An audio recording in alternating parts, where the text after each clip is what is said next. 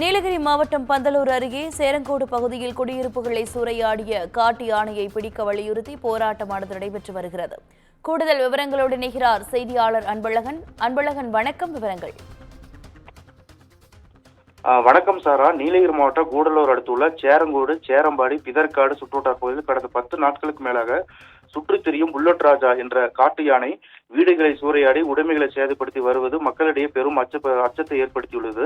இந்த நிலையில் 50 பேர் கொண்ட வனத்துறையினர் 5 குழுக்களாக பிரிந்து காட்டு யானையை நடமாட்டத்தை இரவு பகலாக கண்காணித்து வருகின்றனர். ட்ரோன் கேமரா மூலம் காட்டு யானையின் நடமாட்டத்தை கண்காணிக்கும் வனத்துறையினர் அடர்ந்த வனப்பகுதிகளை விரட்டும் பணியில் ஈடுபட்டு வருகின்றனர். நேற்று இரவு வனத்துறையினருக்கு போக்கு காட்டிய புல்லட் ராஜா காட்டு யானை ஆனைப்பள்ளம் குடியிருப்பு பகுதியில் உலா வந்ததால் இதனால் அப்பகுதி மக்கள் அச்சமடைந்துள்ளனர். 4 வீடுகளை சேதப்படுத்தியது. இதனால் வீட்டில் இருந்தவர்கள் அருகில் இருந்த வீடுகளுக்குள் சென்று தஞ்சமடைந்தனர்.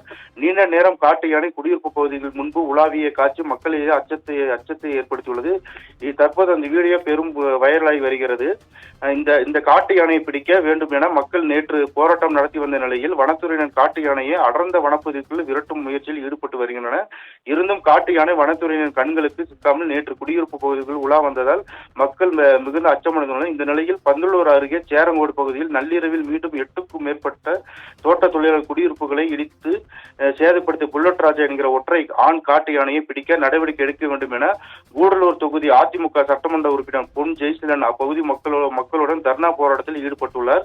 இப்பகுதியில் மாணவர்கள் பள்ளிக்கு செல்லாமல் போராட்டத்தில் ஈடுபட்டு வருகின்றனர். இதனால் இப்பகுதியில் பெரும் பரபரப்பை ஏற்படுத்தியுள்ளது. சாரா, விவரங்களுக்கு நன்றி அன்பழகன்.